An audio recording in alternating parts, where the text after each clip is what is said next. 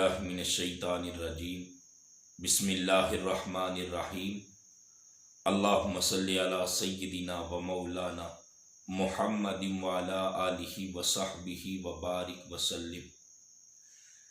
دین اسلام کے بنیادی مسائل کو سیکھتے ہوئے جو آج کا ہمارا ٹاپک ہے وہ ہے غسل کرنے کا سنت طریقہ کیا ہے، غسل کرنے کا اسلامی طریقہ کیا ہے۔ یاد رکھے مرد اور عورت دونوں کے لیے غسل کرنے کا سنت طریقہ ایک ہی ہے۔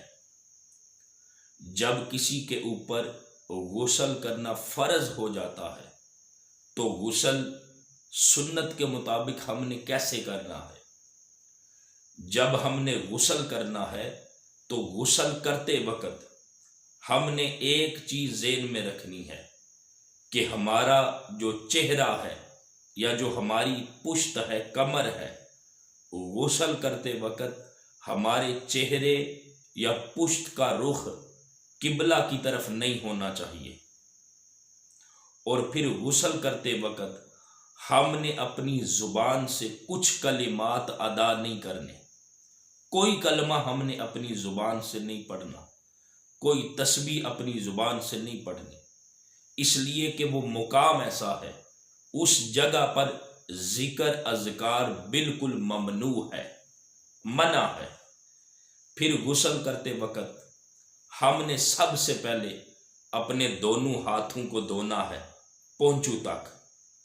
دونوں ہاتھوں کو دھونے کے بعد ہم نے استنجا کرنا ہے، اور اگر جسم کے کسی حصے پر نجاست لگی ہے تو اس نجاست کو ہم نے دور کر لینا ہے۔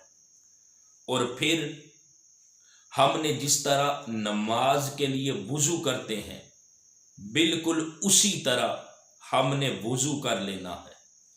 وضو کرنے کے بعد ہم نے اپنے دائیں کندھے کے اوپر 3 مرتبہ پانی بہانا ہے، پھر اپنے بائیں کندھے کے اوپر 3 مرتبہ پانی بہانا ہے، اور پھر اپنے سر کے اوپر 3 مرتبہ پانی بہانا ہے۔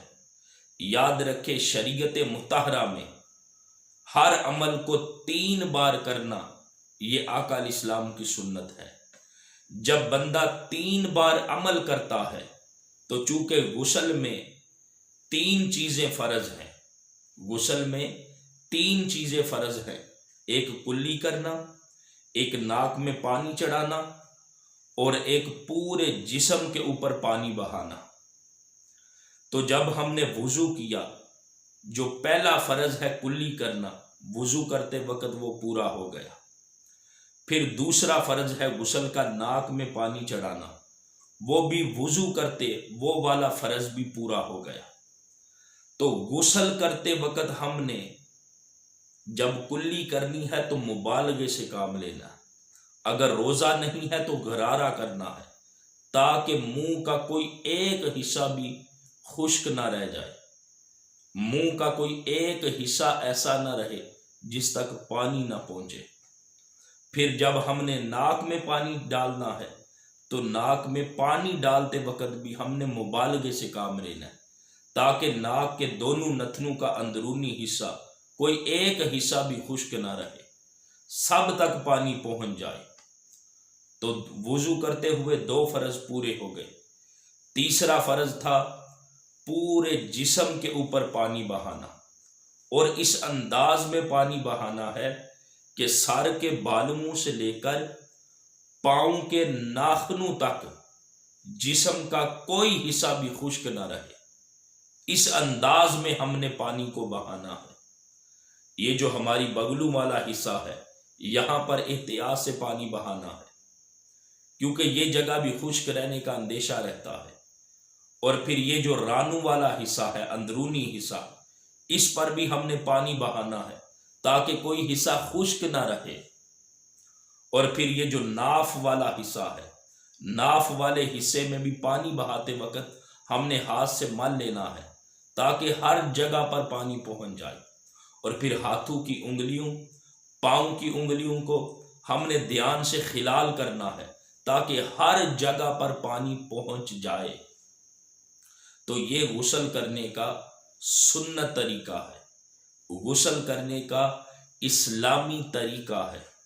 اور جو خواتین جن کے بال ہوں، لمبے بال ہیں، خواتین کے بال لمبے ہوتے ہیں، تو لمبے بال اگر گوندے ہوئے ہیں تو گوندے ہوئے بالوں کو کھولنا ضروری نہیں۔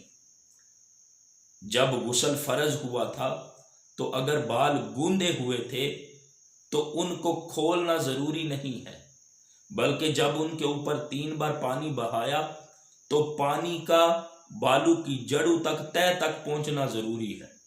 اگر پانی پہنچ جاتا ہے تو ان بالوں کو کھولنا ضروری نہیں ہے۔ تو دوستان محترم، سامعین الکرام، یہ غسل کرنے کا سنت طریقہ تھا جو میں نے آپ کو بتایا ہے۔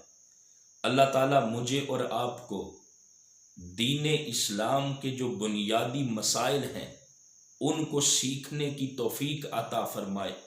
وما علینا الا البلاغ المبین۔